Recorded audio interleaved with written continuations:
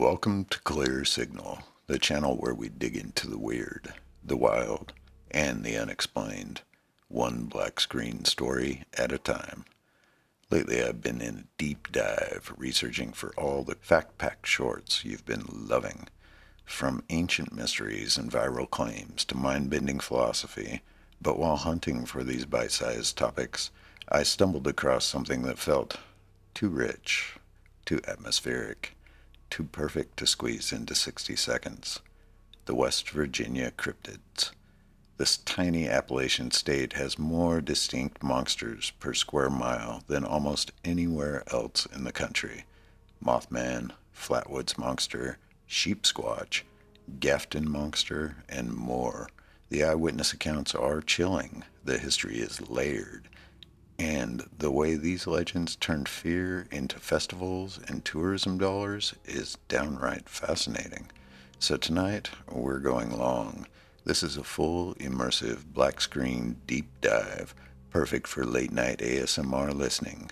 Grab your blanket, turn your lights down low, maybe plug in some headphones, lay back, close your eyes, and let your mind drift to sleep while we explore the hills where the monsters still roam. Oh, and if there's a topic from any of my recent shorts that you'd love to see turned into a full-length black screen video like this one, just drop it in the comments below. I read every one and love turning your suggestions into the next deep dive. If you enjoy drifting off to these long atmospheric stories, please hit that like button. It really helps the channel. Share with a friend who loves a good creepy bedtime tale, and subscribe so you never miss the next black screen journey. Sweet dreams. This is West Virginia, America's cryptid capital, the monsters that refuse to die.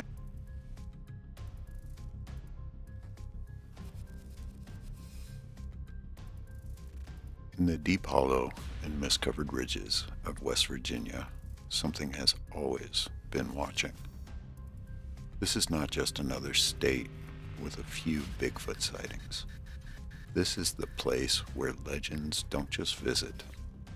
They move in, set up camp, and never leave. One small Appalachian state. Population under 1.8 million. Yet it claims one of the densest concentrations of distinct cryptids anywhere in North America. The Mothman, the Flatwoods Monster, Sheepsquatch, the Grafton Monster, the Snallygaster, and hundreds of Bigfoot encounters that refuse to stop. Tonight, we're going deep into the hills. We'll meet the ordinary people who first saw these things. We'll walk through the fear that gripped entire communities. Families who locked their doors. Children kept inside. Some who even packed up and left forever. And we'll see how those same monsters eventually became the economic lifeline that kept dying coal towns breathing, turning terror into festivals, museums, and millions in tourist dollars. This is the true, documented history of West Virginia's cryptid explosion. How fear turned into fortune, and why these creatures refuse to die. Why West Virginia? The Appalachian Mountains are old, older than the Rockies, older than most ranges on Earth. They are folded, fractured, and full of places where the sun barely reaches the ground, even at noon. These mountains create natural isolation, hollows and ridges that cut communities off from each other, roads that twist and disappear into fog, forests so dense you can walk 20 feet and lose sight of the trail.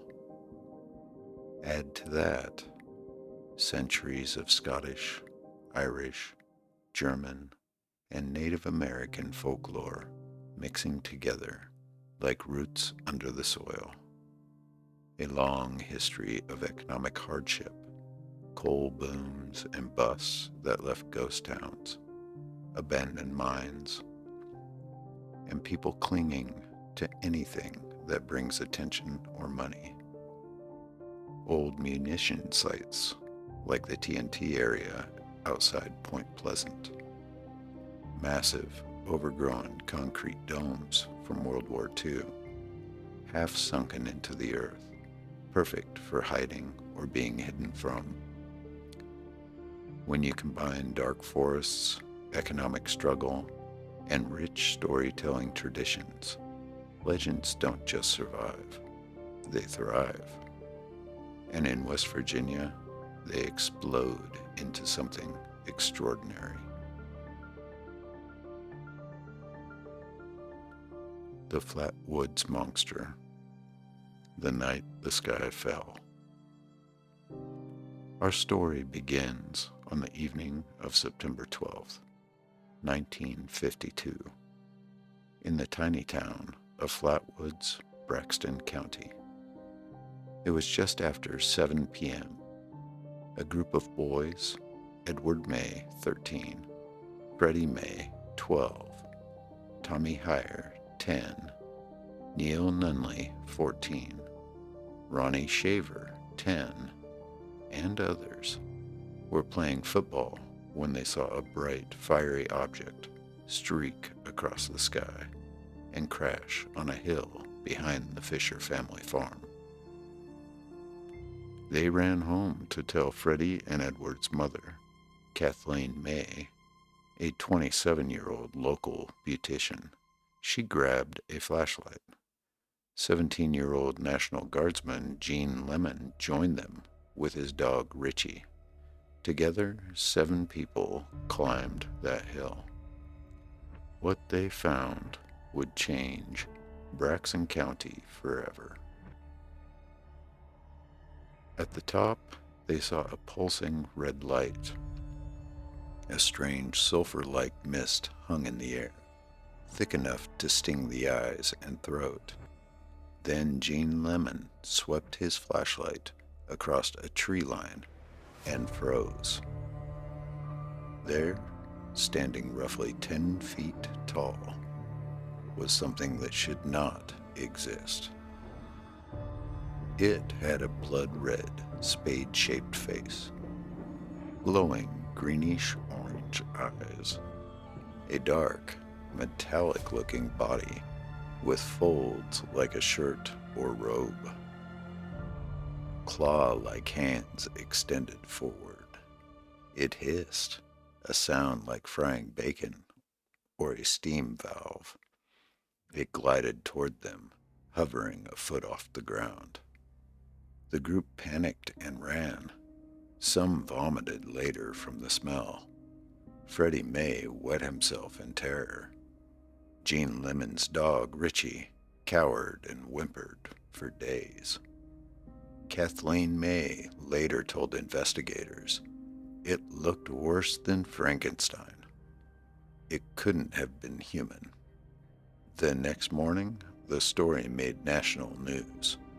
Reporters, UFO researchers like Gray Baker and Ivan T. Sanderson, and even the Air Force descended on Flatwoods.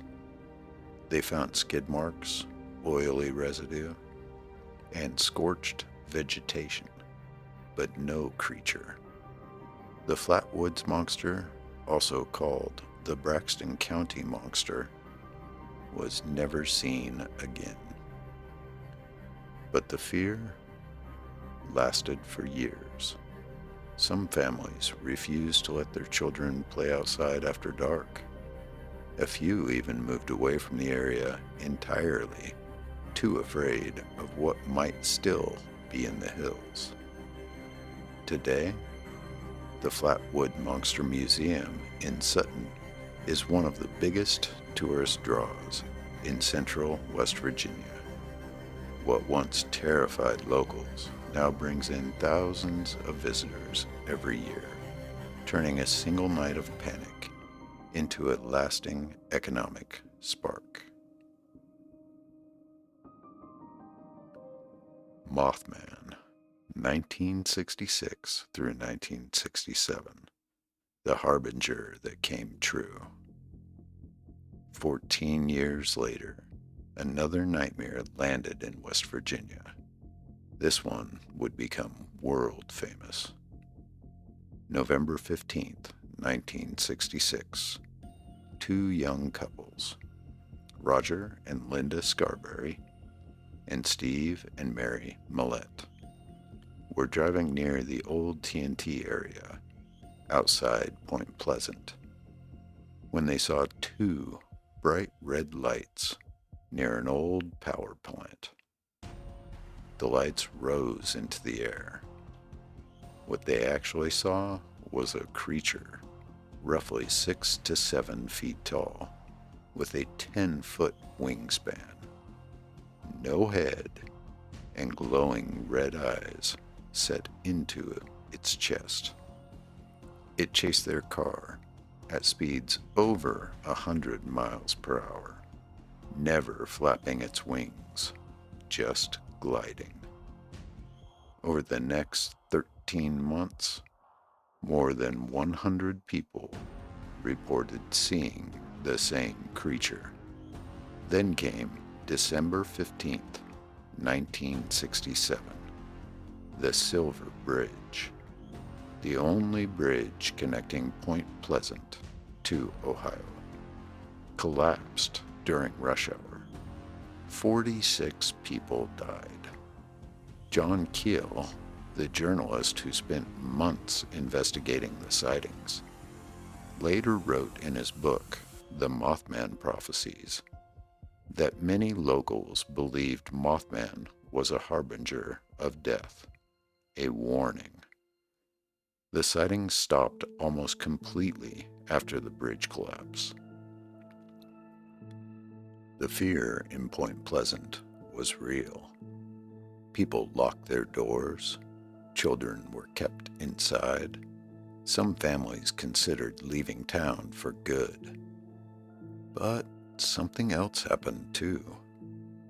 In 2002, the town held its first Mothman Festival. It was small, a few vendors, some hot dogs, and books about the local cryptid.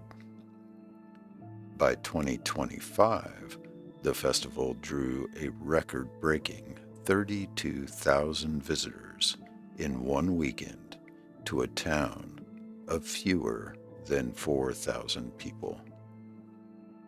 There is now a Mothman Museum, a 12-foot statue downtown, Mothman-themed restaurants, gift shops, bus tours of the TNT area, and even Mothman costumes for sale. What once drove people away now keeps the town alive, injecting millions of dollars into the local economy every year. The Others, a menagerie of monsters. West Virginia didn't stop at two legends. In the 1960s, near Grafton, newspaper reporter Robert Cockrell saw a giant, headless, white creature with seal-like skin walking along the Tygart Valley River. Dozens of others reported the same Grafton Monster. The town now holds its own Grafton Monster Festival. In the 1990s, a new creature appeared, the Sheepsquatch, a massive, woolly, white creature with ram-like horns, sharp teeth, and a dog-like head. Sightings exploded in Boone, Putnam, and Mason counties. Some locals still refuse to go into certain wooden areas after dark. And of course, Bigfoot. West Virginia consistently ranks among the top states for Sasquatch reports, with hundreds of documented encounters in the national forests. Each cryptid has its own eyewitness, its own fear stories, its own way of embedding itself in the local psyche. The double-edged sword, fear to fortune. These creatures brought fear. They caused nightmares. They made parents keep their children close and made some families move away. But they also did something remarkable. In towns that lost coal mines, factories, and young people to bigger cities, cryptids became the new industry. Point Pleasant's Mothman Festival injects millions of dollars into the local economy every year. The museums, gift shops, hotels, and restaurants survive because of these legends. Cryptid tourism has become the economic savior for several small West Virginia communities. The monsters that once scared people out of the hills now pays the bills. So, is West Virginia truly haunted by these creatures? Or did the isolation, the mountains, the folklore, and the hardship simply create the perfect environment for legends to take root and grow stronger than anywhere else in America? Maybe both.